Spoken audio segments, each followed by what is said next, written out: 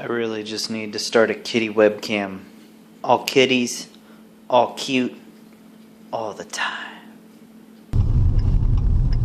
I've worked a few different places before and after my time in the service, and it always amazes me that people, the way they talk about themselves in their work capacity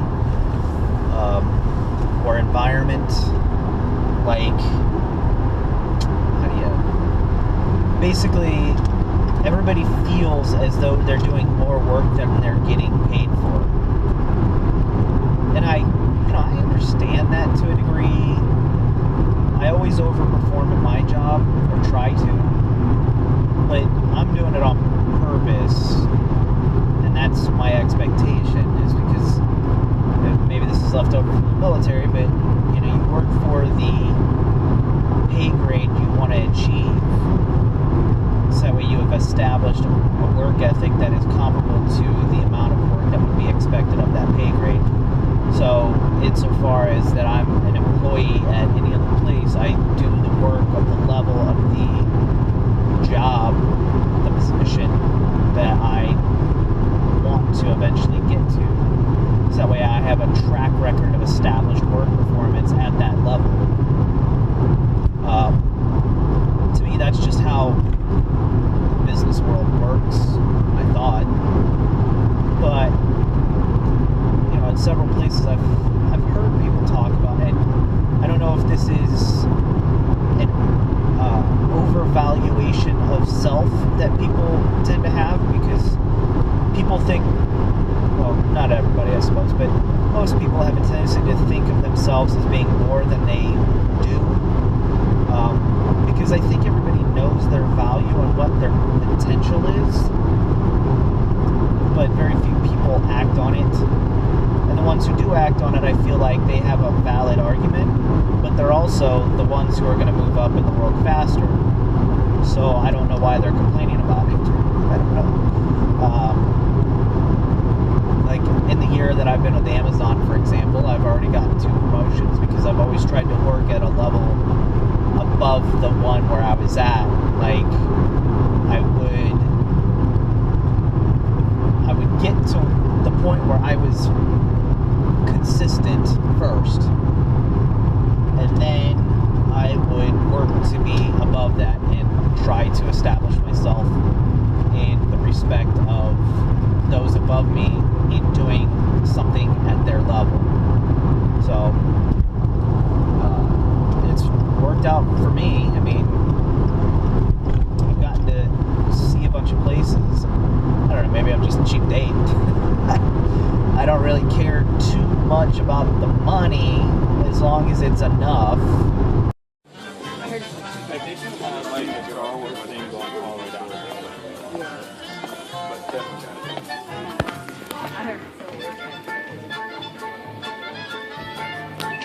Okay.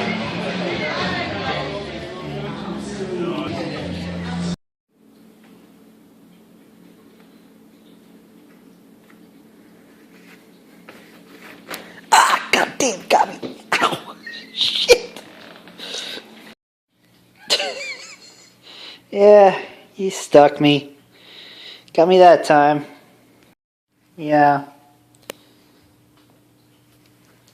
was paying too much attention to the camera and not enough attention to how friggin' fast that portly little bastard is. Your brother's fast even though he's fat.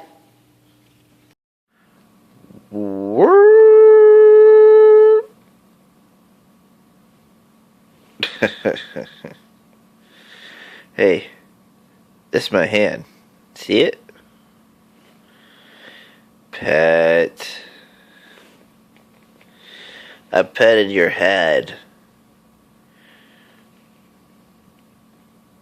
It's my hand.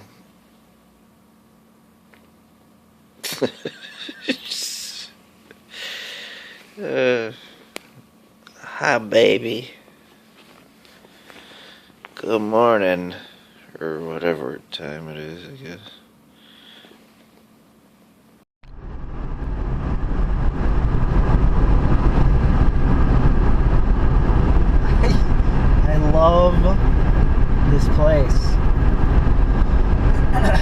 So a lot of these places that I'm at today, like I'm going to try to shoot some footage for, hold on.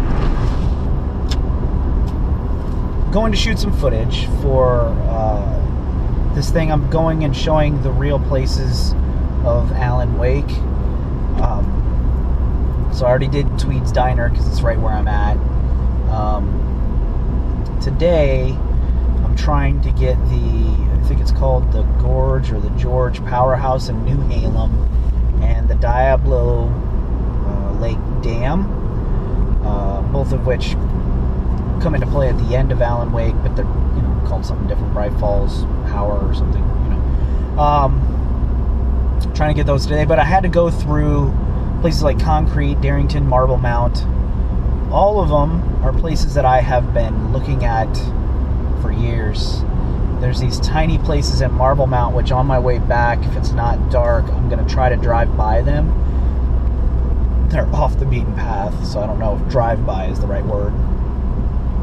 But they're like little places, 200 square feet, just tiny little things. Most of them have come off the market by now, which sucks. But, I keep watching and checking. And, like, I found a cabin kind of near Mount Rainier, which is about 600 square feet.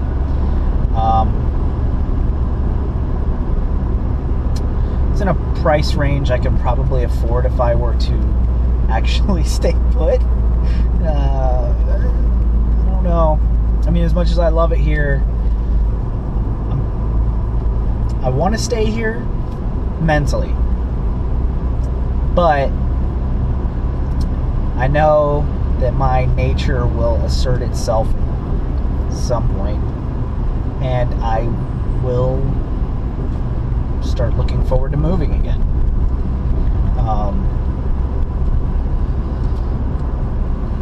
I guess we'll see. I mean, the thing is, when I came here in 2010, well, it was more over on the west side of the Olympic mountain range, but I felt like I was home. Something, it just felt right. And I'd been looking at it before then, but it was like once I did that road trip in 2010, from that point forward, I had been looking in this area for something in earnest.